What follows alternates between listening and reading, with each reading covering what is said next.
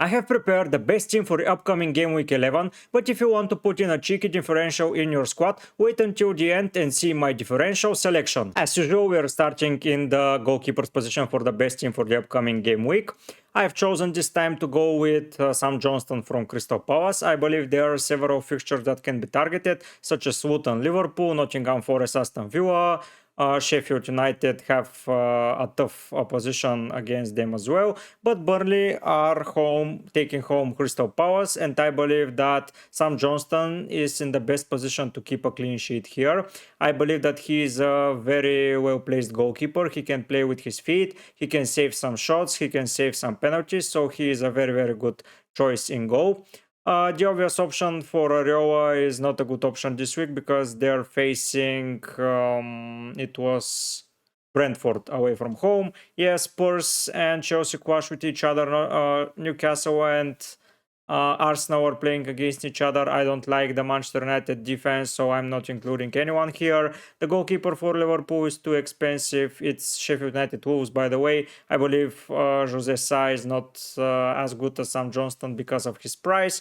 And the last but not least is Emi Martinez from Aston Villa's goalkeeper's position, but I believe there is a better option in defense for Aston Villa, so I don't want to repeat my defenders with my goalkeeper, so I want to have diversity in my defense. So Sam Johnston picked himself basically. I know it's away from home, but this means that he can get up some save points and then he can keep the clean sheet. Burnley are a very weak side in my opinion. They couldn't beat Bournemouth away from home, even though Bournemouth were without their goalkeeper. I believe that City are home to Bournemouth as well, but Ederson is not an optimal choice, and sometimes he's rotated, so he's a risky pick none the way. So yeah, I'm going for Sam Johnston if I'm preparing a Game Week 11 best team. And if you want to make a goalkeeper's transfer for your real team, Sam Johnston is a very good option because his fixtures are very favorable, let's say them in the future. So I believe that Sam Johnston can get you a lot of points from Game Week 11 onwards. So yeah, if you are going for solely Game Week 11 team, pick Sam Johnston, and he is a very viable option to go and go for your team for the upcoming fixtures after Game Week 11. As I mentioned, I enjoy a diversity in defense, and what diversity I have here. I've picked several players that 2 or 3 weeks ago seemed like an impossible players to put into your side. They were useless basically, but now they are pretty good picks, and I will explain why. Let's start with Tsimikas. He is away to Luton, and I believe that Liverpool are going to destroy Luton, even though the pitch for Luton is a little bit smaller than usual.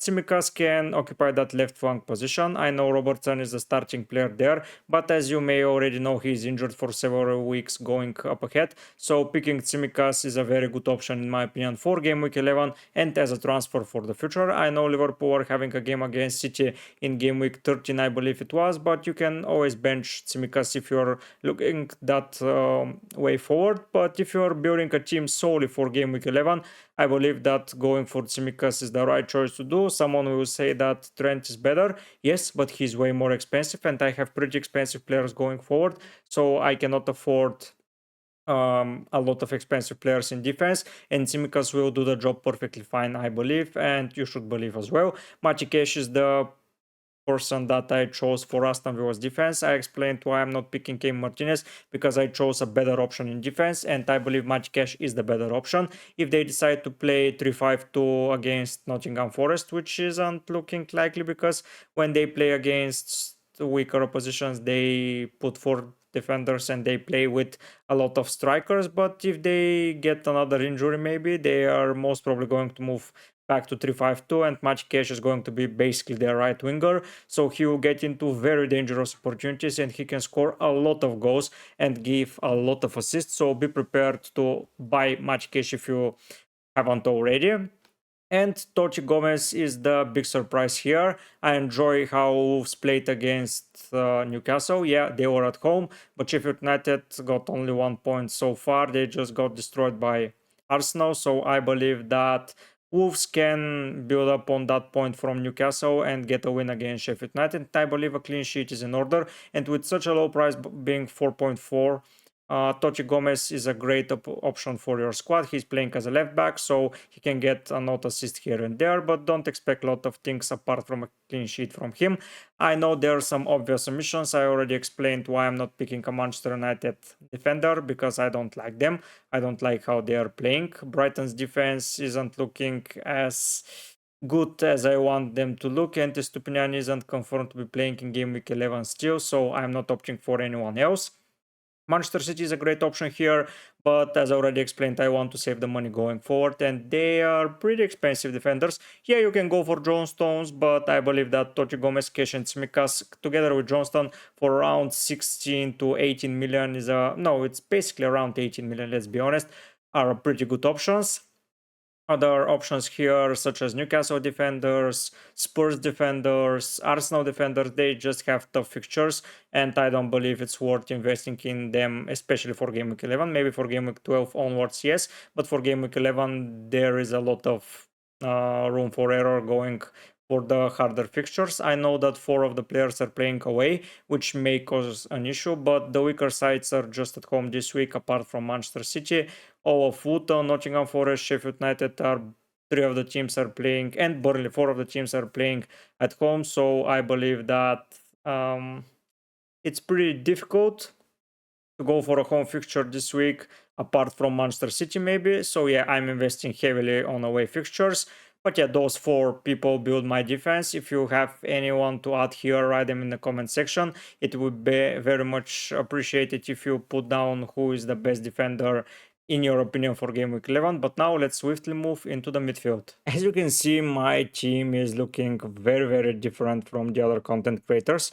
Don't get me wrong, this isn't my real team, but if I was building only a game week 11 team and I didn't care about the whole season and the ranking at the end of the year, this would have been my team. So I'm preparing a team that I really believe in, and if I am targeting any players for the upcoming game week 11, they are from that team and from the team with the differential players. I'm going to showcase it later to you, so stay tuned for that. First of all, let's talk for the obvious guys.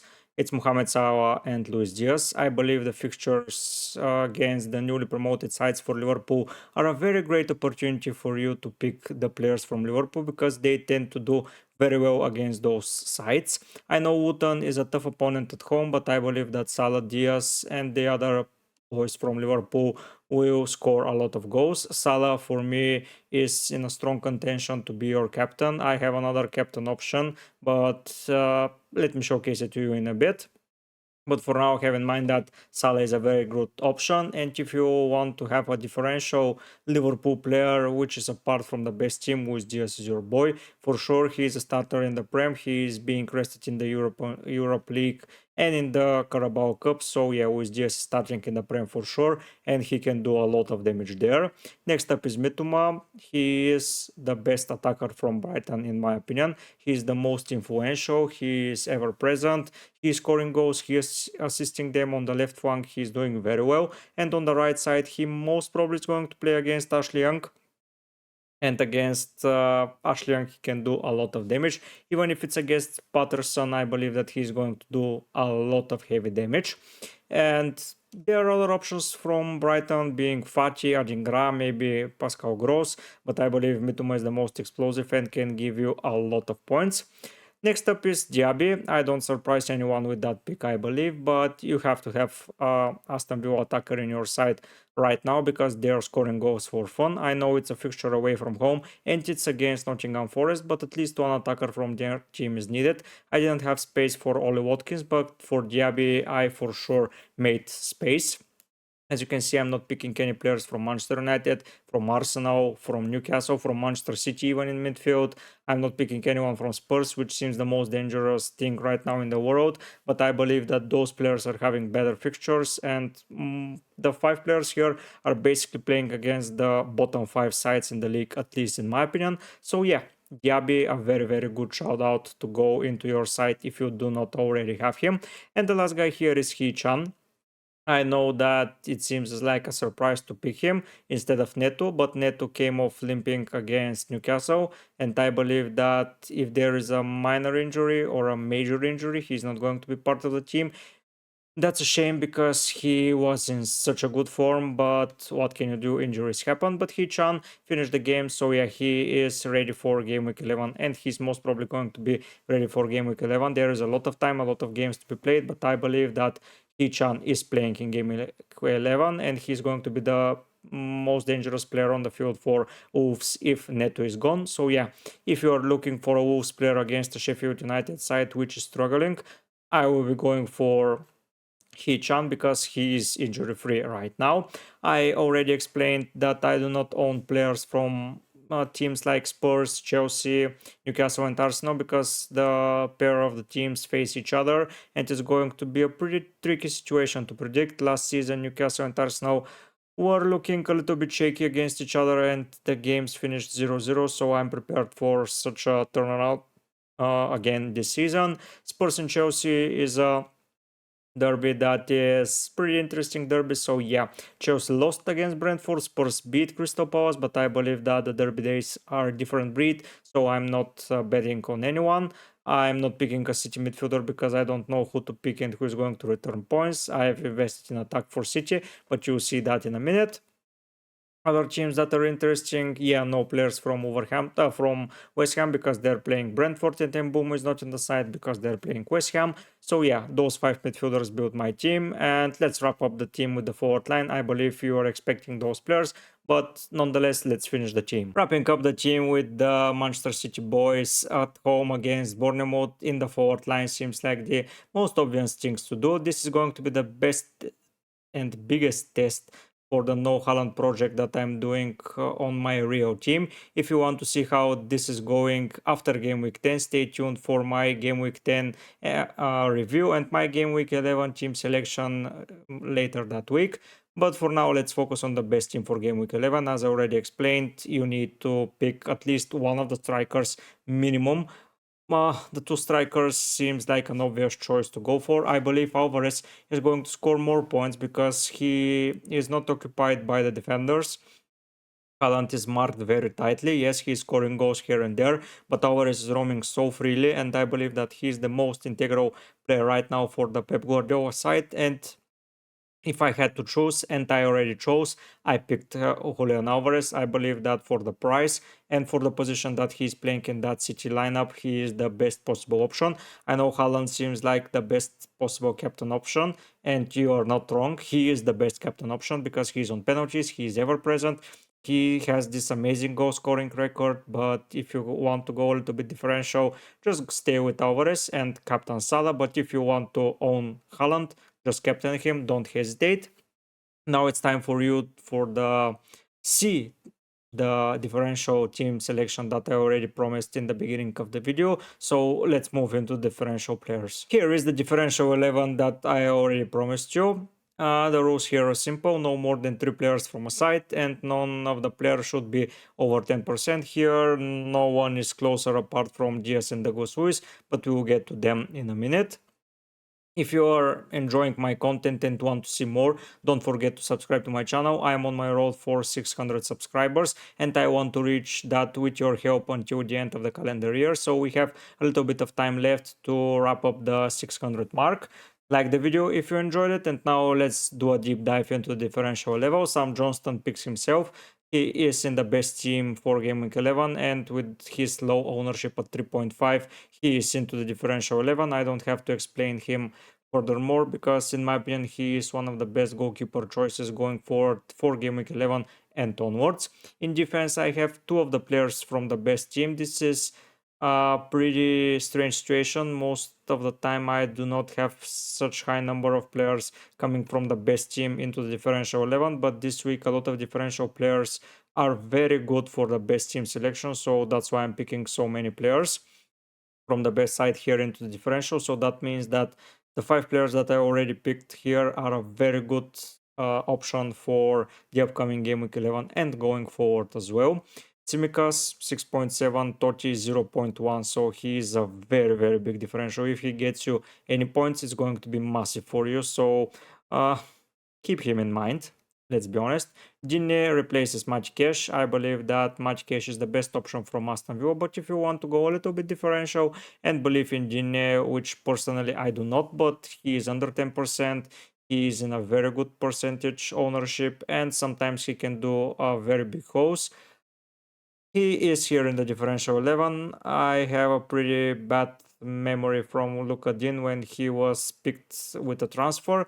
He scored an own goal and he got a red card in one game, and I got so many minus points that I was so pissed. But yeah, he is good when no one is talking about him, and I don't see anyone talking about Luka Din, so he must be good.